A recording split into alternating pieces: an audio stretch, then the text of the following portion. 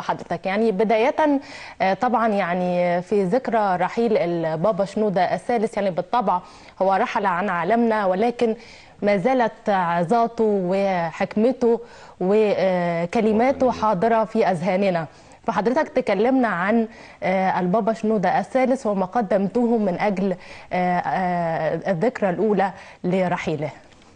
الحقيقة قداسة البابا شنودة الثالث علامة مصرية في التاريخ المصري الحديث والمعاصر، وقامة روحية كبيرة بتهم كل المصريين وبتهم كل العرب وبتهم العالم أيضا. وكان امبارح 17 مارس تذكار مرور سنة على الرحيل، والحقيقة شعورنا جميعا انه قداسة البابا عايش في وسطنا وبنسميه البابا الحاضر الغائب. الكنيسة من باب التكريم ومن باب الوفاء ومن باب المحبة قدمت في خلال الأيام اللي فاتت مجموعة من الاحتفالات اللي فيها طابع الوفاء الكامل لهذه الشخصية العظيمة.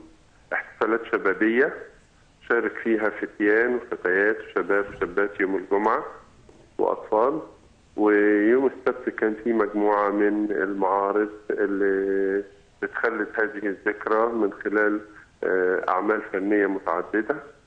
ويوم السبت بعد الظهر كان في احتفالية في الكاتدرائية بالقاهرة ومجموعة من الكلمات قدمها آباء الكنيسة. يوم الأحد في الصباح كان القداس وهو تذكار نفس اليوم الرحيل. وفي الأحد في المساء بالأمس كان فكرة جديدة ان الكنيسة انشأت جائزة اسمها جائزة الحكمة باسم البابا شنودة، يختار لها انسان دون النظر لجنسيته او ديانته او شخصيته، المهم ان يكون قد تميز بالحكمة في عمل على مدار سنين كثيرة. نعم، قداسة البابا توادرس بصب على حضرتك مرة تانية. والحقيقة كانت هناك مقولة مشهورة لهذه الشخصية الوطنية المصرية العظيمة قداسة البابا شنودة الثالث.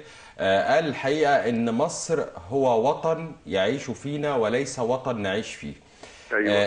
في ظل الأحداث الحالية اللي بتعيشها مصر، وهذا المشهد الحقيقة الضبابي، المشهد الحقيقة اللي احنا كلنا خايفين فيه على مصر، كيف نستفيد من هذه المقولة ونستفيد من عظات الحقيقة هذه الشخصية الوطنية؟ وحضرتك أيضا طالبت بوضع عظات وكلمات البابا شنودة الثالث في المناهج المصرية حتى يستفيد منها المصريين كلهم.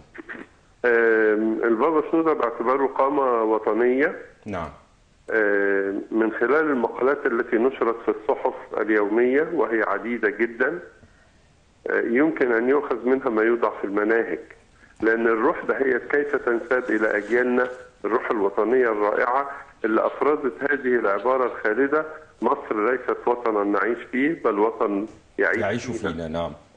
فمن خلال المقالات، من خلال العظات، من خلال الأشعار، الروح دي يمكن أن تصل.